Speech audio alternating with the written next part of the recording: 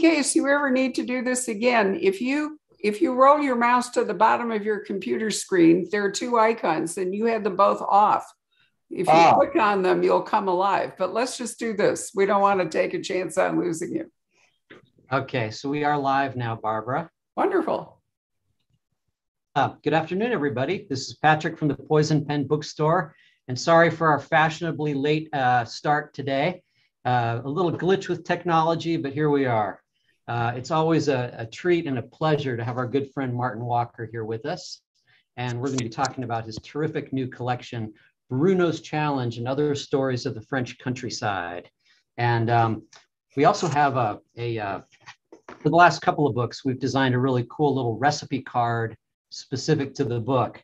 And here are a couple of the previous ones we have.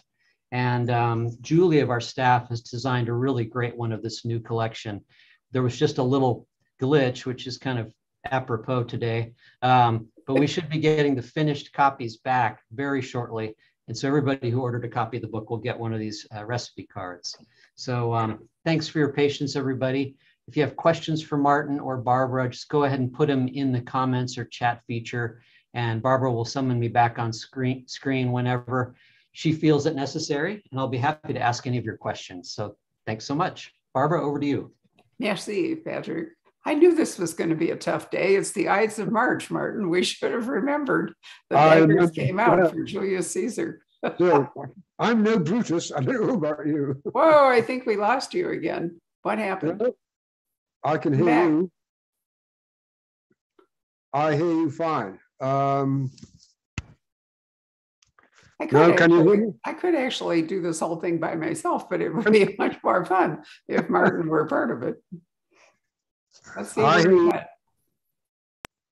I'm hearing you. You're not hearing me?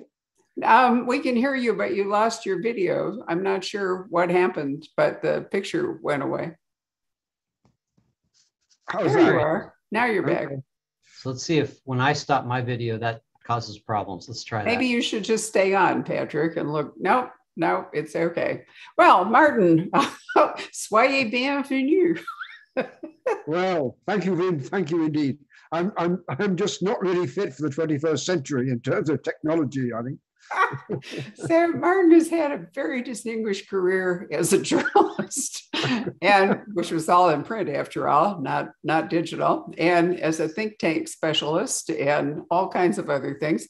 And in his retirement, I love this description of Martin in retirement. Let's see, what is he doing? He gardens, he cooks, he explores vineyards, he writes novels, he travels, and he's never been busier, which is one reason why I think I'm never going to retire, because at least I know what I'm doing in a very focused way. So Martin has had the great good fortune to be married for decades to the lovely Julia, who is a food writer. And together they're producing for the US audience Bruno's cookbook, which the lucky Germans have had for a really long time, but finally we're going to get one. But in this glorious book, and this is so much fun if you've been reading the series, or if you've never read the series, we're not actually solving crimes. What we're seeing is Bruno, who has advanced from chief of police of Saint-Denis, a very small town, to chief of police of the whole Vézère River Valley. Is that right? Yep, that's it. Right. And so this is Bruno solving problems for the village, for the commune, that policemen would do rather than investigating some high-level murder or treason plot or something. And it's absolutely wonderful. But Martin works in food and cooking in every single one of the stories. So you could, I mean, it makes you so hungry. We were doing this at noon on the theory that people could go eat as soon as we were through. And now we're advancing towards dinner, but there it is. So Martin, did you have a wonderful time writing this? I did. I had a lot of fun doing it. And it's taken some years to put it all together, because I began writing short stories for my German publishers, who put out a regular collection of short stories. And they do them on themes like the Atlantic coast, or on food, or on Christmas. And so I began writing them about 5 or 6 years ago. And what I've been doing over the last 18 months is adding new ones that I could put into this collection. And they're of massively different sizes. There's quite a short one of about, I guess, 6 or 7 pages, which is in a way one of my favorites. It's called Birth Neanderthal. And it's how Bruno is challenged by his mayor to cook a gourmet meal with Neanderthal implements and Neanderthal contents.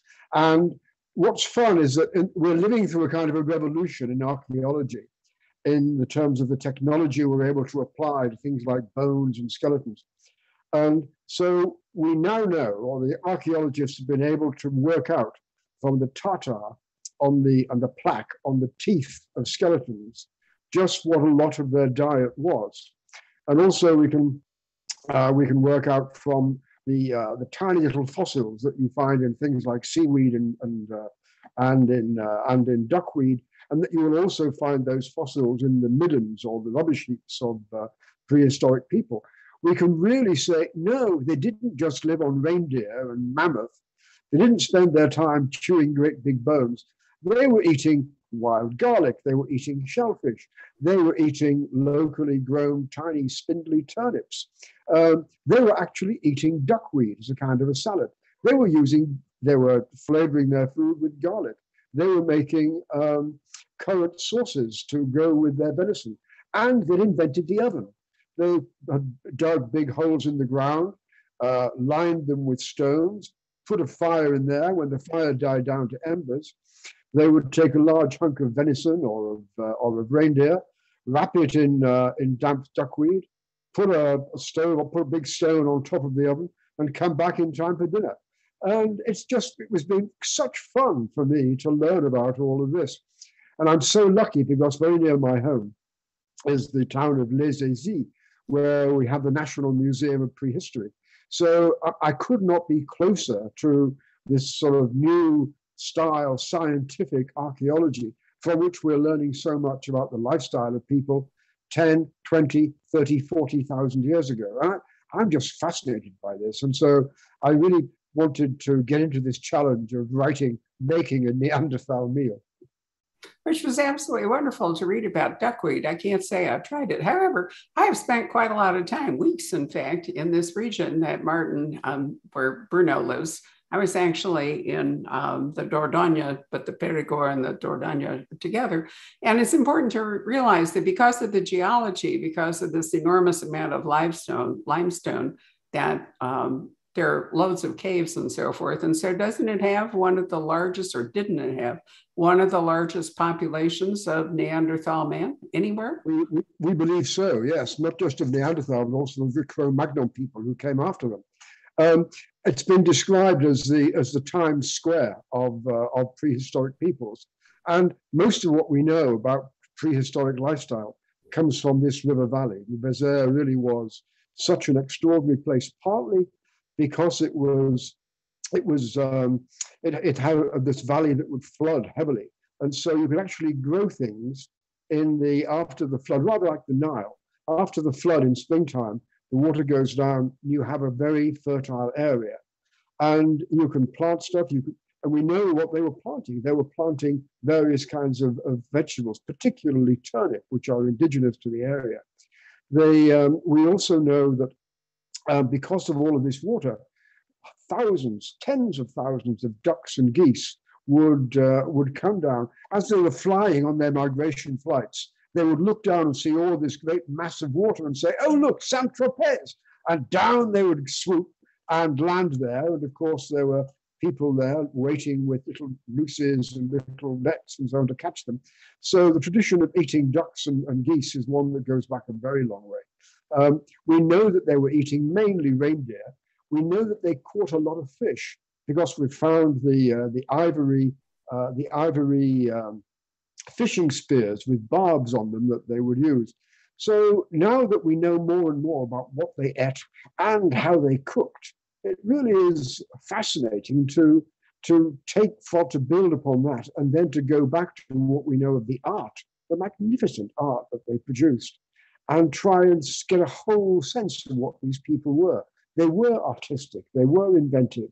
They were so inventive, Barbara, that, I mean, people often wonder when they go to Lascaux, which is the masterpiece, how it was that in this cave, deep, deep underground, no daylight coming in, and the cave is completely white chalk, the walls and the ceiling, how did they see to paint? If they'd used a torch, all of that chalk would have been darkened with smoke. They developed the only technology that would give them a bright, clear light without smoke. And it was rendered reindeer fat in lamps that they built.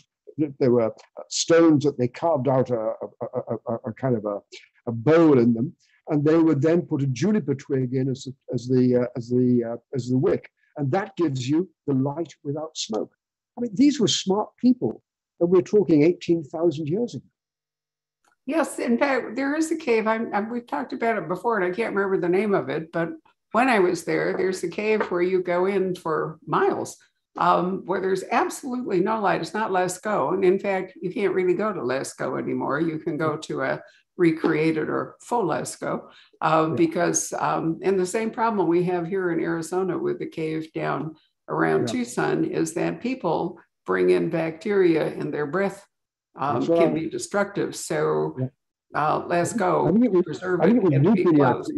It was Rufinac that you went to. It was. Okay, thank you. And and it was 1,000 mammoths. Right, but I mean, it's such a long, trip in there. It's completely dark, and you can't imagine if they hadn't worked out some kind of light, they could never grope their way to the back of Rufinac. You have a little boy in one of the stories who gets, in fact, the opening story, and he disappears from his parents. Kind of. Yeah, he's the parent. He's having a picnic with his parents and wanders off and gets lost. And Bruno is called, and he's got his dog with him, his basset hound, Balzac, who instantly goes sniffing around, and they realize, Bruno and Balzac together, that they're in wild boar country. And it's sort of really quite tricky to make sure that they can get the boy and rescue the boy without attracting the interest of the wild boar. And meanwhile, the boy's father has gone blundering in the woods. He's a city dweller. He's got no idea what he's doing. And he breaks his ankle and has to be rescued as well. But as a kind of a compensation, Bruno arranges for them to go to a cave that's quite hard to visit. It's just outside Les Aisies, but you can only have 24 people in there in the course of a day. And so tickets disappear very, very quickly. And this is a cave. It's called Faute de Gaume, and it's not only got drawings of mammoths and of deer and so on, it's also got a number of little tiny handprints that were made by the children of the men and women who were doing the painting in the cave. And it's also got a series of some of the most touching and delicate paintings that prehistoric man ever made, included one of a wounded reindeer who is being licked or kissed by another. And they're just so exquisite. They're using only reds and a tiny amount of red, quite a lot of reddish brown, black and white, and they create these exquisite little paintings. My heart sort of leaps every time I get to see it. And I mean, it's kind of, I've seen people coming out crying. They've been so moved by it. I wanted to write about that as well. The great thing about these short stories is I can write about all sorts of little aspects of the Perigord that enchant me, including the not quite legal eau de vie that is getting made there, and about the vineyards where I spent a lot of my time. So I mean, there's lots of eau de vie, lots of wine. We've got the town vineyard, which Bruno helped establish in an earlier novel, and they're now developing their own sparkling wine, as well as reds and whites. And there's one particular story. It's called 50 Million Bubbles, because they say there are 50 million bubbles in a decent bottle of champagne, in which Bruno and his friends are so proud of the sparkling wine they've made that they decide to hold an international competition, including German and Italian and Spanish sparkling wine and some champagne, and to see who wins. And of course, Saint-Denis sparkling wine comes out very well out of all this, but there is a problem that Bruno has to fix. So Dorothy Sayers, Lord Peter Wimsey was a marvelous, had a wonderful palate. And there's a great Sayers short story in which Lord Peter is able to identify great wines as they pass around. I can't remember how it all works out, but Dorothy Sayers wrote some short stories for Lord Peter that aren't about murder. They're more about other aspects of his life, particularly wine. I really thought, though, the coffee one was a lot of fun because it was not only wine, but there's a great story in here about an enterprising immigrant from Africa. Is he Senegalese? Senegalese, yes. Right. And he comes up with a wonderful sort of chocolate coffee kind of a thing and runs afoul of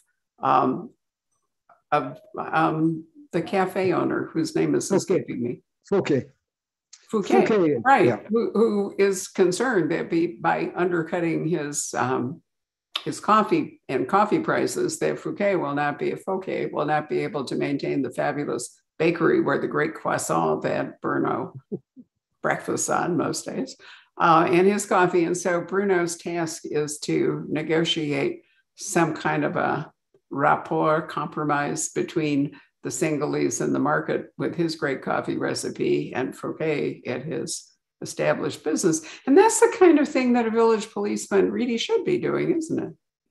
Well, it is, because one of the great things that I've learned about writing these stories and getting to know more and more village policemen in France and elsewhere is that I was so lucky in that I began writing about a guy living in the country who is a village cop who gets to know everybody in his town, in his village, and in the surrounding area. And he's been at the christenings for their children, he's been at their weddings, he's been at the funerals of their grandparents. He knows them all, and that's so different from the life of a cop in a big city who is almost always dealing with complete strangers. And so what I realized is that I was in a way writing a kind of a diary of a village, or a journal about village life. And I'm sure it's pretty much the same in the USA, or indeed in China, as it is in France or in Britain as village life. People there'll be feuds and arguments and so on, but on the whole, people have learned to get on. There's a kind of an essential need for coexistence in a village. But you do need diplomats, i.e. the local policemen, the local politicians, to make sure it all works. And I've been fascinated by watching people like Perigol, who is our local village policeman at work, and the local mayor, and the importance of all the little local groupings, the wine club, the tennis club, the rugby club, the hunting club. I mean, these are the things that bind people together. And because I'm coming to this quite new, when most of my life I've been a city boy, I find it fascinating, and it's wonderful to try and not just to analyze it, but to describe it with the rather delighted, marveling eye of an observer. And so when you see Bruno trying to work out how to make two competing producers of coffee, one the cafe owner with high overheads, the other a guy in the market who just has his stall, how he can produce it much more cheaply, how can he get them to work together for mutual benefit? That's a kind of a challenge I think is really interesting. And actually, there is a sort of in most of my stories there is a piece of reality, or there is a real life model. And there was an instance rather like this of arguments over something called mélange, this mixture of coffee and chocolate, which Bruno had to resolve. But there are so many other arguments about various things. One that I know quite well is a couple of neighboring vineyards, one next door to the other. And one of the vineyards wants to turn completely organic. And the other vineyard just over the hedge, they like to go the old way of plastering the vines with chemicals and insecticides. And of course, wind being what it is, these insecticides and fungicides and pesticides are blowing onto the would-be organic vineyard, which means it cannot be producing organic wines. So how does Bruno try and resolve this? And that too is the kind of challenge that people are facing. Then there's a young woman who starts off being a guide, and particularly she wants to be a guide for quite a few Americans who are coming more and more to the region. And she finds out there's a huge set of connections with the USA, with this country, not just a bunch of American paratroops who landed there to help the resistance during World War II, but also Thomas Jefferson was in this region because he was such a fan of a 17th century philosopher and churchman called Fenelon. And so Jefferson went down to visit the shrine of this guy Fenelon, who wrote a bestseller called Telemachus. He was one of the fathers of the Enlightenment. His book was How on Earth Do You Bring About a Wise and Just King? So Fenelon is going to be there. Henry Miller was there. He stayed at the Vieux Logis, my favorite restaurant in Chandler. And he was there for a couple of months writing the Colossus of Marusi. Then so many the Lindbergh family moved there, and indeed they opened a kind of a monkey zoo to help study apes and chimpanzees and so on. You know, the American connection is quite strong, and so I wanted to have this guide who would be taking people around to these sort of American shrines. And of course, there is another young woman who wants to sabotage her because she's worried about her boyfriend being attracted by this attractive new guide. And that too is the kind of thing that happens. So it's just, in any village, all human life is there. Indeed it is. Of course, the mayor, who is Bruno's ally in so many ways, the mayor who's incredibly cagey, and is apparently going to die in office, like he's going to be reelected forever. But he has a couple of spots here. And I don't know, Martin, if I ever told you, but when we were living for several weeks in Dordogne, we were in a little village, and there was a path that went from the house, and it wound around, and then it wound down the hill down to the valley below, where in the spring the poppies were coming up. But anyway, there was a property at the end of the village as you started down the hill, and an older gentleman who'd had a terrible accident. He had fallen into farm machinery and nearly died. It was awful, but they referred to it as the night of the screams or some such thing because it was so horrible. But anyway, one day I went walking down the hill and ran into this gentleman who, of course, had no English, and my French is okay, but not brilliant. And he was kind of trying to move around. I inquired what happened, and some of the sheep had gotten out. So together, I thought I could do this. Together, we went and we rounded up all the sheep and we put them back. And then we got a lovely note inviting us to Sunday lunch. Now, nobody in the village had been invited to Sunday lunch. And this gentleman was famous for his pear brandy because he had an enormous orchard of pear trees. So when we left to lunch, we also had pear brandy, which made us the envy of everyone else in the village. And his wife had put up a duck, and it canned a duck, you know, kind of like a confit de canard, which we learned when we tried to bring it back to the United States, that there are rules about the size of canned goods you can bring back from France into your country. And this can was a little too large, but when we told her the story, the nice woman at TSA let us in. But anyway, it was all, you know, it was just such a wonderful kind of microcosm of village life, you know, throwing myself into the sheep and then all the things that resulted from it. It was a wonderful time. Barbara, I've never thought of you as a sheepdog, but obviously...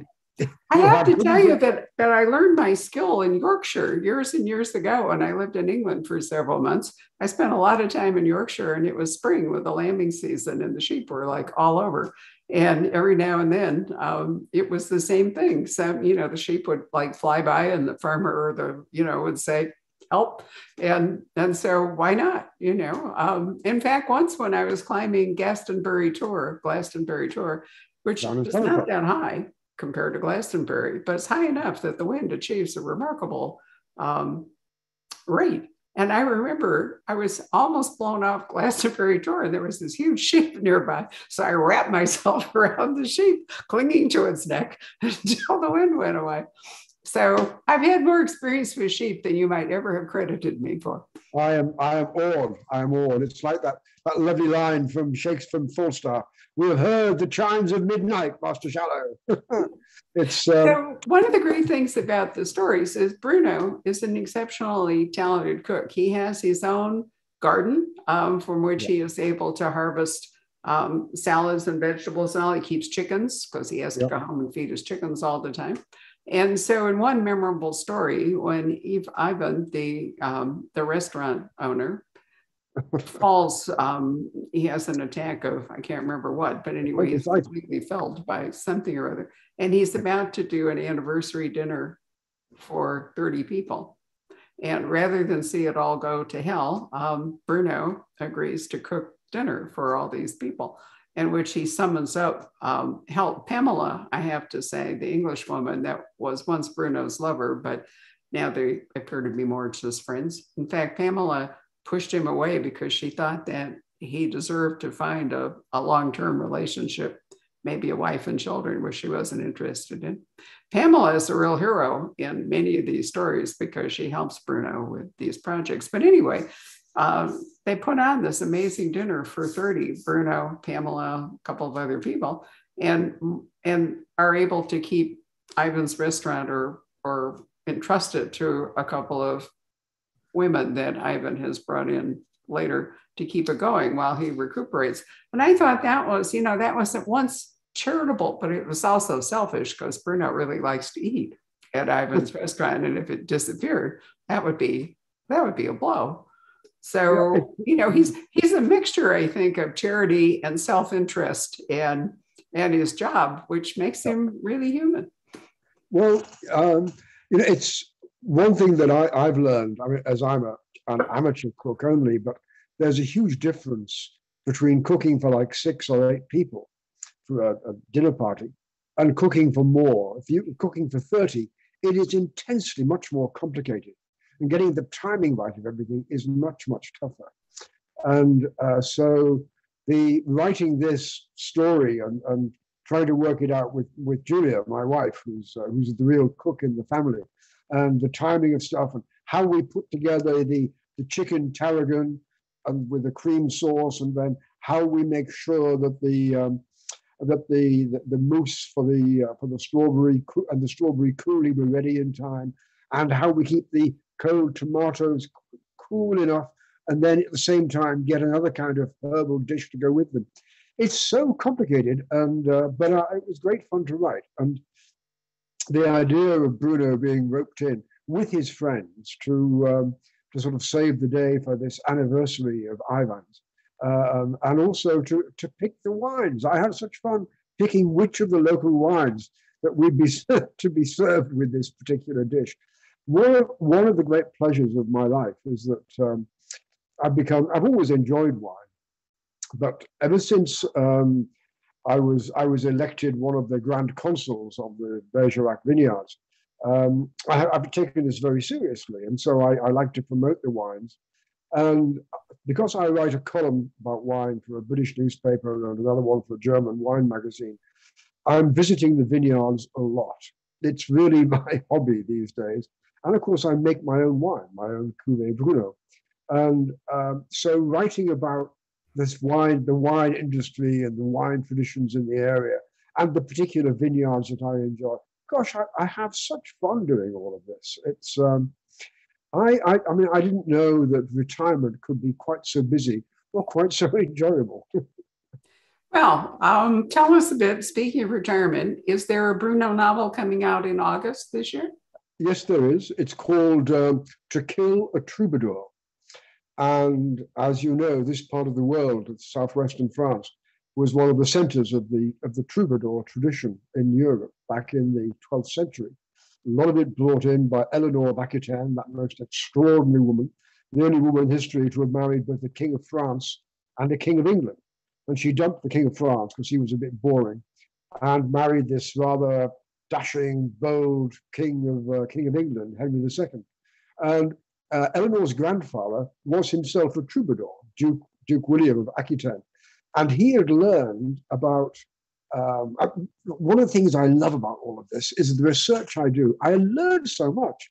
Now, I knew about Eleanor of Aquitaine, but when I began researching her grandfather and how it was he began writing these poems and singing, what I hadn't known was that where he'd learned about music. And he'd learned it in Spain, where he was on crusade against the Moors. He'd learned it from the Moors, from Moorish captives. Most of medieval European music comes directly from the Moors of Spain.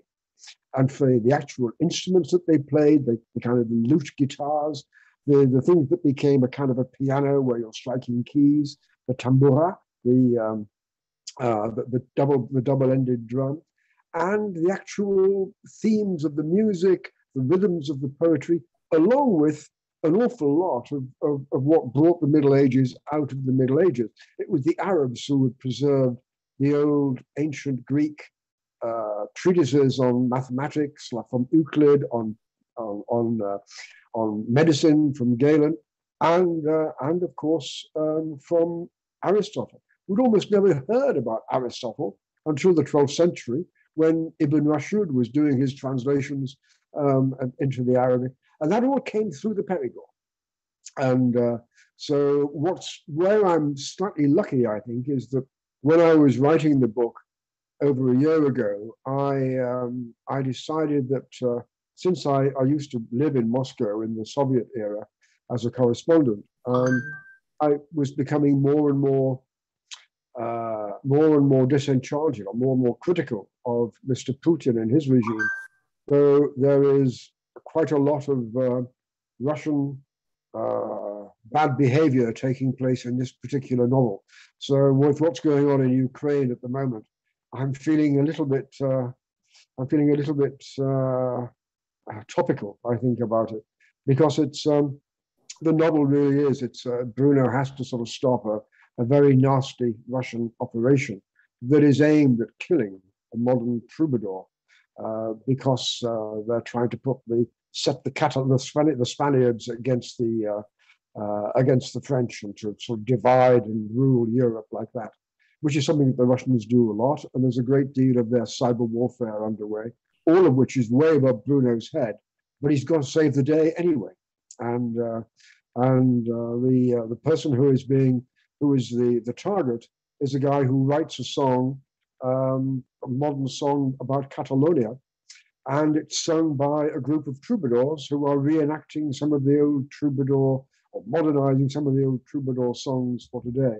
So I had huge fun doing that, hanging around modern musicians who were trying to write ancient music at the same time as I was discovering all of this stuff about Eleanor of Aquitaine, her grandfather, the role of the Arabs in the creation of the early Renaissance of the 12th century.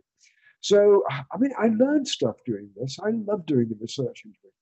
Well, you've had music in the books before. I mean, we had one wonderful book with a rock star involved. And of course, yes, Josephine Baker actually lived in a chateau along the river Vézère. So, it's not the first time that music has come into this, but it is scary how prescient your story is. And, you and Daniel Silva, who has written several times about Gabriel Allon, not trusting the Russians and so forth. It's really terrible, I think, that we have to deal with that at the moment. Well, tell us about the cookbook, because after many delays, is it actually going to publish in the next year or so? It is. It was going to be coming out in October of this year. But as you know, there's been this dreadful shortage of paper and of printing facilities, partly, I think, because of COVID, and partly because of the extraordinary costs of container shipping across from China to the US. So it'll be coming out next year. And it's currently scheduled for, I think, in September. So it'll be available in the autumn, pre-Thanksgiving and Christmas period. And it's really a combination of the two books that came out in Germany, Bruno's Cookbook and Bruno's Garden Cookbook. The photographs are terrific. The recipes were all done by Julia, and so they are excellent. And I write the twiddly bits in between the actual cooking the cooking things and the cooking list, the contents of each dish and how to actually do the cooking. So yes, we had great fun doing it, and I was never able to persuade the German publishers to put Julia's name up in lights on the cover, but it is in this one. So thank you for the equal opportunity American publishers who realize that Julia really deserves her credit on this one. And it's great fun to do, and I've learned an awful lot about cooking, actually being involved in writing cookbooks and writing the Bruno books. And the rule is always that any dish that Bruno creates, I have to cook. But with Julia standing at my shoulder, making sure I don't mess it up. Well, you haven't messed it up. Actually, I'm drinking my coffee out of my French mug. You can see it. Here's Le Lapin. Because after all, rabbit is a staple of French diet. The Bruno series television has been in German. Is there any move towards taking Bruno and putting him together with a US or British, an English-speaking audience? Let me put it that way. There are talks underway, but I don't know. I mean, one thing I've learned is that for every film option that is signed, maybe 1 in 20 actually gets made into a film. I have no idea how convoluted and complicated and how many meetings take place before anything gets from the page onto celluloid. But we will see.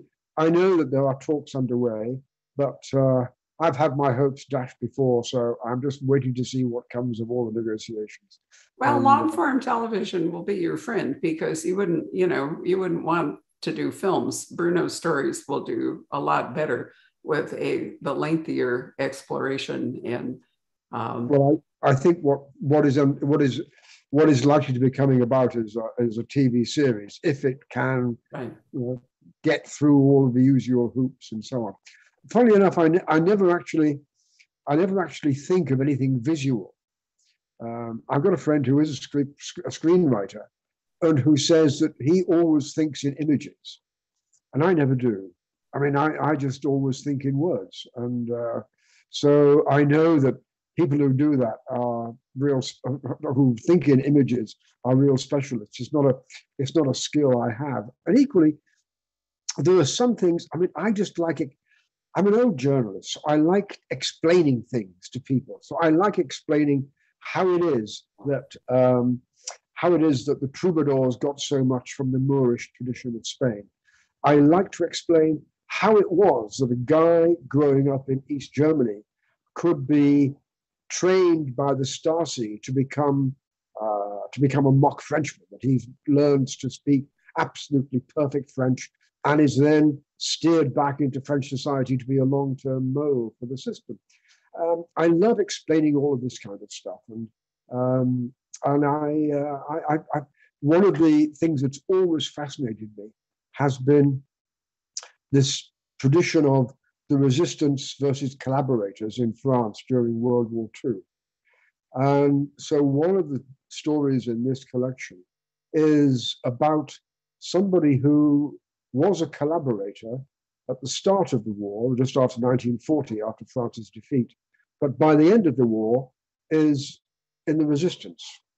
And in fact, I based some of that upon the real career of a man who became the president of France, Francois Mitterrand. Now, Mitterrand was a soldier in 1940. He was captured, imprisoned by the Germans. He escaped, got back to Vichy, and began working for the Vichy government that was collaborating with the Germans. And he was working in an office that he set up to try and improve conditions for French prisoners of war. Whenever people complain about the French collaboration, they tend to forget the Germans had 1.5 million Frenchmen in their prisoner of war camps as hostages for French good behavior. And but Mitterrand, by 1943, was in touch with the resistance. He'd flown to England, he'd met Charles de Gaulle, and he spent the rest of the war building up the resistance, preparing the left-wing moderate socialist party for a political future after the war. And yet here he'd been a collaborator, but he was also a resistance hero. It's much more complicated, this history of France, than we often tend to think. It's not just good guys and bad guys. It is, as Talleyrand, the famous French diplomat, once said, treason is essentially a matter of timing. And that is what the difference is between a collaborator and a resistance fighter. It's a matter of timing. And so I wanted to explore this a bit and to write quite a lot about the history of occupied France from 1940 to 1944. And I like explaining this kind of stuff. I really like well, you do. Unfortunately, there's a long-standing anti-Semitic streak in the French that, for any of you know about the Dreyfus affair and so forth, I think tends to color people's reaction to how some of the French behaved during the occupation. It gave them a chance to. That's true, but I mean, one of the novels I wrote was about how a lot of Jewish children were saved by the peasants in southern France, including some in my neighborhood. I mean, there were the two people I know, a lovely little Jewish family who, and when I say little, I mean, they're only about 5 foot tall, him and her. They were saved in a village, in a farm near a village near me. And they were saved by a farming family and through the good services of the Boy Scout movement. They were given papers to go on a Boy Scout camping trip out of Paris, and they got down to the Dordogne and they lived and they survived the war. So there were always good people and there were always bad people. That's the beauty of it. And what's ironic is that this is coming back now because, as you know, next month we have the French presidential elections. And one of the main opponents of President Macron is this fellow called Eric Zemmour, a very, very right-wing and anti-immigrant commentator whose entire theme is about the fear of white Frenchmen being replaced by immigrants. But he's also he's been stirring up quite a lot of the old anti-Semitic nonsense. For example, he has claimed that he thinks that Dreyfus was guilty of spying for the Germans. He also claims that Pétain, who was the leader of the Vichy government, in fact, tried to save French Jews and only handed over foreign Jews to the Germans. This is completely untrue. It's a lie. I mean, Pétain handed over a lot of French Jews to the death camps, and yet this man is running for the presidency. It is really, it's quite striking to think that history never goes away. That somehow it's always going to be there. Yeah. And unfortunately, there aren't too many people who fear losing power or who's the only thing they really got going for them is their ethnic background. I mean, we see the same thing in the United States. If you look at the behavior of many people on the far right, it's not, And if you look at the behavior of some on the far left as well, it's equally. Well, that's true. Absolutely true. It's an incredibly divisive time, made the more so by autocrats in power in various countries, and the dissemination of information is so much easier now across the internet than it was when people actually had to write things down. So it's a tough time. But anyway, good news about Bruno. So there'll be a book in August, and next year there'll be a cookbook. So that's all very exciting. Why don't we call Patrick back up, see if we have any questions? And let me remind you that if you've never read a book about Bruno, this is actually the perfect book for you because you get to meet him and see him in action as a police chief. And then you can go all the way back to Bruno, chief of police. The very first, I have some of my own books behind me. I think you can see them back there.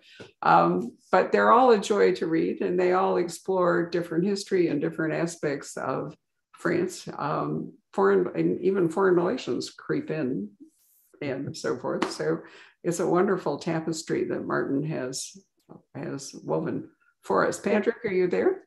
There you are. I am here indeed. let's see here. We got a lot of nice comments. I think not as many questions, but Stepan, our good friend, he says, your fascination comes through in your work, Mr. Walker. It makes it that much more enjoyable for the readers. The Bruno series is captivating for the stories, and especially the recurring characters. Among other things, the books are paeans to friendship. It's a great comment. And thank you for sticking with us while we kind of waltzed around trying to get this program going. Our apologies for the delay. Yes, people are very excited about the cookbook. Lots of comments about that. And they're wondering if maybe we could do a signed book plate for the cookbook at the pen. I'm sure we could. Well, we'll lure Martin over here one way or another. If I have to pay his airfare from France, I'm going to do it. Well, no, I think we'll have to do a trip over when the cookbook comes out, Julia and me, the two of us. So I know that there's some discussion about whether we're going to be able to whip up some kind of quick meal while we're doing book tours. We'll just have to see what we can do. I mean, I've actually had to, on German TV when the cookbook came out, I had to cook up a quick truffle, an omelette aux truffes on screen while I was having to sort of talk and cook at the same time, which is difficult to do. So I'm sure we'll be able to sort of find out something. And one thing that I was so pleased about this collection was that I was able to bring in something that's really terrific about the southwest of France, which is that we're right along the shoreline of the great oyster coast of France, and we get fresh oysters delivered to our market in the mornings. Oysters that were plucked before dawn that day, and they're still 2 hours later when they arrive in our market, they're still very fresh. And so I always wanted to do a story about oyster catching and this amazing trade in oyster smuggling that takes place. So people try and avoid the various taxes and avoid the various local guilds and so on. So I had fun writing about that, and also writing about this extraordinary dune just overlooks the big oyster bay of Arcachon, and it's called the Dune of Pina.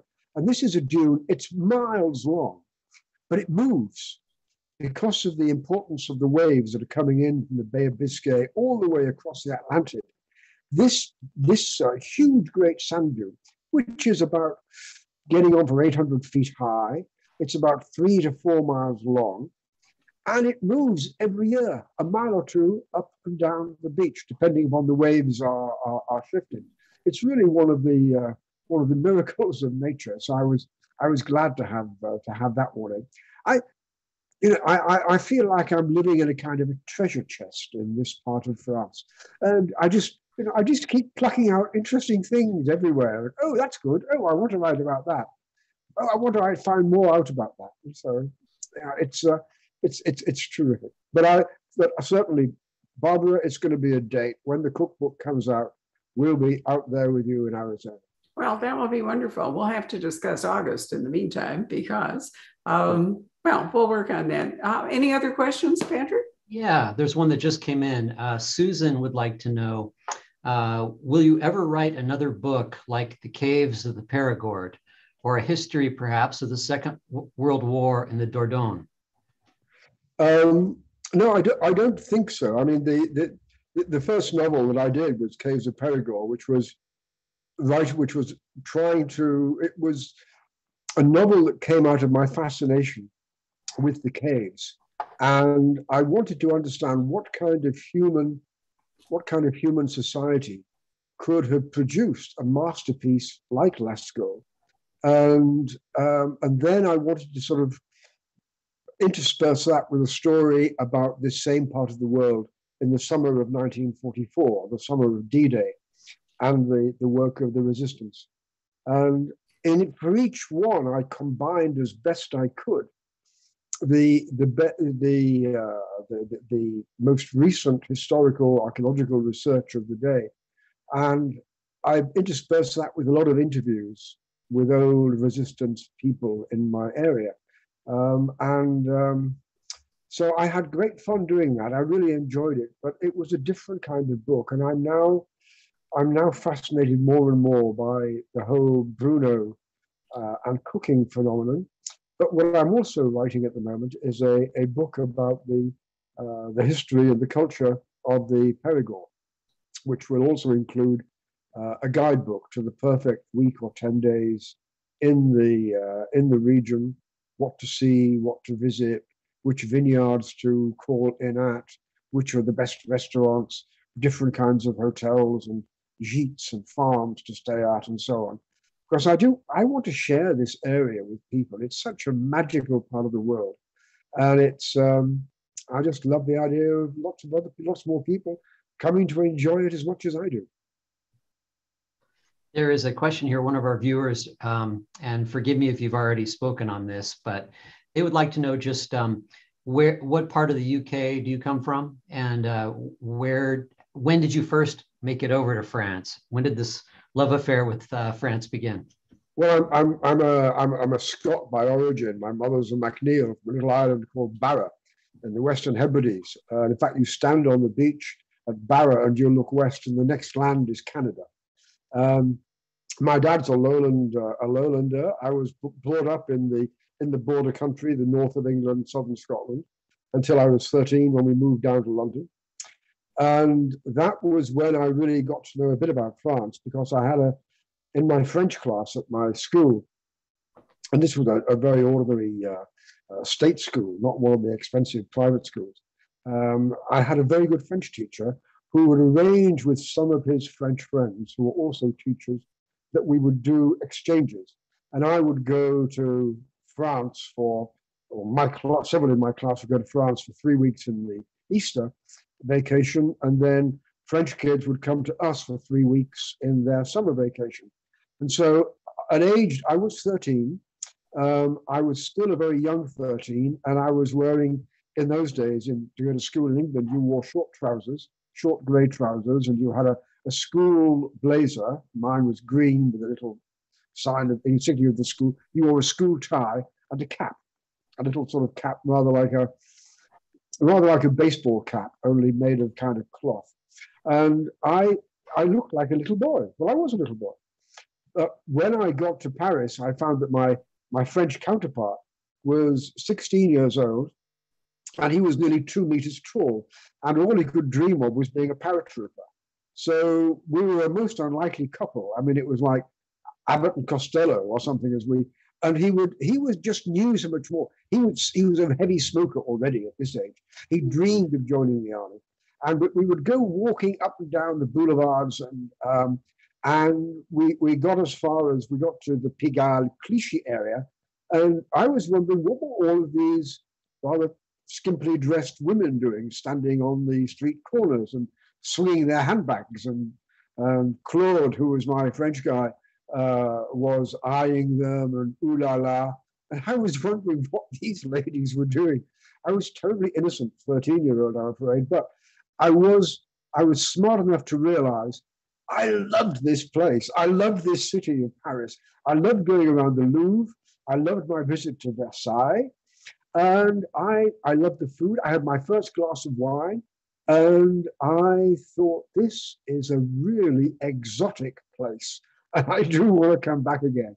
And I still think the same. France to me remains this magical, exotic place, just like it was when I was a little boy in short trousers. I love that. Did it take you a while to? I was just going to ask, did it take you a while to pick up the language? Well, no, because on my next exchange trip, and this was by this time I was 16, and I'd grown, no more short trousers, and this was the time of what the French called the yeah time, which was the Beatles, yeah, you know. And so anybody coming from Britain was thought to be an expert on the Beatles, which was all the rage in France. Although I was fascinated much more by Francois Mitterrand at the time, a lovely, attractive Frenchwoman singer. But I fell in love for the first time in my life, had my first proper kiss with a girl, And so my sense of France as being exotic continued without cease. I mean, I had a super time there, and I because I've had this French girlfriend, my knowledge of French just advanced by leaps and bounds, and I could really converse quite easily. And then for a while I was actually stationed in Paris as a correspondent for The Guardian, the British paper. And now living in France, I know what's changed is I'm told I've got a Perigol accent you can cut with a knife. But yes, I mean, I live in French, thinking French, talking French most of the time. So, mais oui, les Périgordins parlent comme ça. Sounds like a life of adventures. Have you? He has to be a Scot because most of the British regard France with contempt. Well, I mean, the great thing, it's always been great fun. And another point I think that's really important is that all of us who've been born since World War II, we've gone through a golden age. We really have, of prosperity, of opportunity, of technological progress. I can't think, I mean, we've been going through a renaissance in the last 50, 60 years. And I just hope that this idiot Putin isn't going to try to put an end to it all.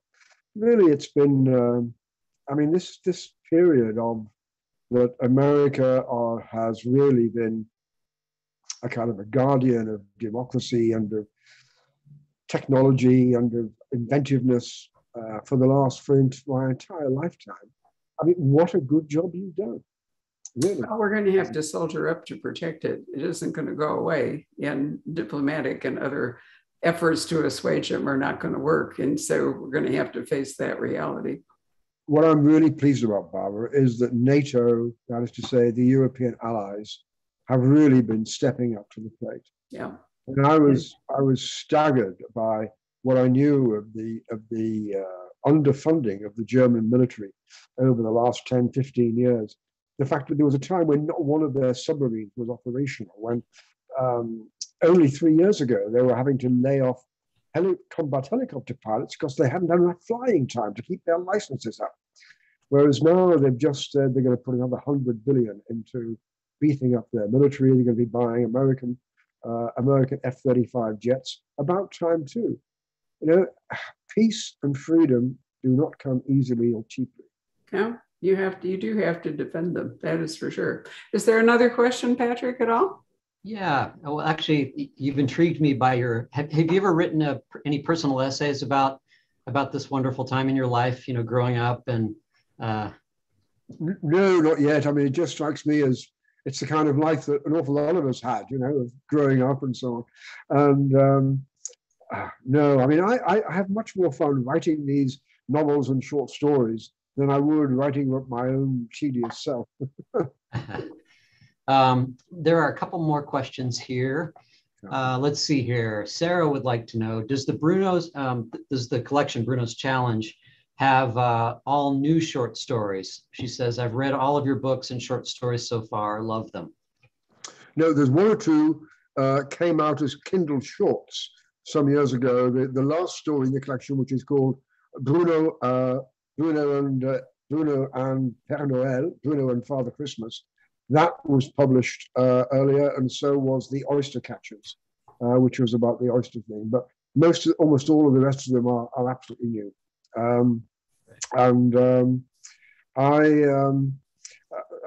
mean, I think those two were published as Kindle shorts, but the rest of them are, Oh, and Market Tale, that came out in German in the first cookbook, where the Germans put a couple of short stories into the back of the cookbook, but I'm not sure it came out in English. But basically, about 80% of it is new.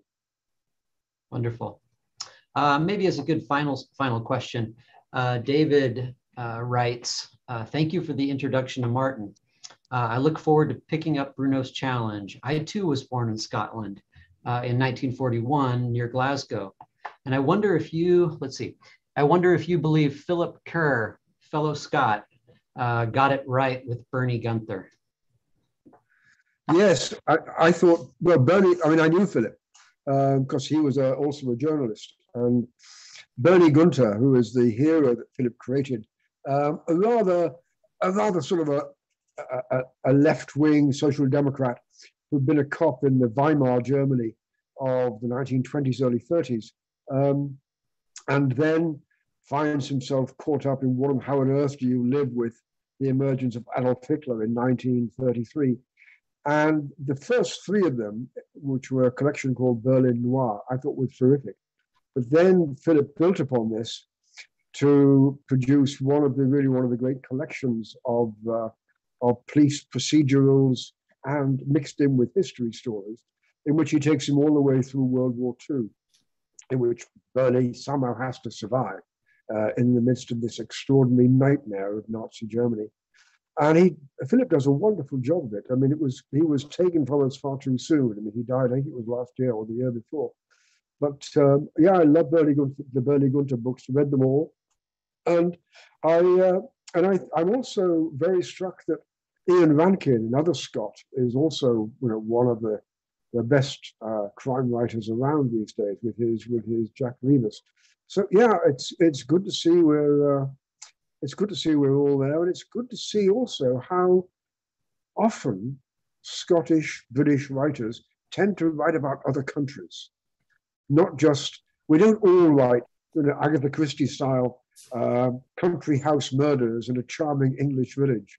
Some of us like to get out to France or Russia or Hitler's Germany, and I think that's terrific. the kind of sense of exploration and adventure that you find from this, particularly from Scots authors, I think it says a lot about the place. Val McDermid and Denise Mina, there's any number of them. Yeah. Oh, they're wonderful. Yeah, there's a whole sort of revival of, not a revival, that's a whole, what's the word, a whole surge of Scottish talent coming out in I have one final question for you, Martin. How much longer are you going to be in Washington? Just for until next Monday, when I have to fly to Berlin, because I have my debut singing at the Berlin National Opera House. Wow. It's their jazz week. And I've, because in one of my readings in Germany, it was a literary festival. And so I was the evening after dinner speaker, reader, and a certain amount of wine had been taken. I was feeling fairly jovial. And so when I came to a section I was reading, which had a reference to one of the Jacques Brel songs, I sang it. And it sort of, people then began asking me to sing at the end of my readings. And so I've started singing. And anyway, the Berlin Opera has asked me to come and sing for 2 nights at their Jazz Week at the end of March. And Julia will be joining me along with our daughter, Kate, and they'll be in the audience, probably with their fingers in their ears. Julia reckons that I should only sing in the shower and stay there. But anyway, it's going to be a great fun session, I think. It sounds wonderful. So you're going to stay in Europe then? Then I'll be staying in Europe. I'll be in April, I'll be in the Perigol. In May, I have a book tour in Germany, Switzerland, Finland, Austria, Czech Republic. And I've got another novel to finish off, in all of this time as well. So there's no rest for the wicked, Barbara. Apparently not. Right. Wow. I'm so glad you could join us today. We overcame the technological glitch. So I want to thank everybody who was patient enough to hang around. Or if you weren't, you can now watch the recording. And I want to recommend Bruno's Challenge. It's just a wonderful time with Bruno and his friends, but also if you've not read Bruno, this is your moment. And our recipe card, which is a recipe that is not in the book that Martin has thoughtfully sent us with a photograph, will be available. So thank you all very much. Au revoir. Au revoir. Big hugs, Barbara. Thank you. Merci beaucoup.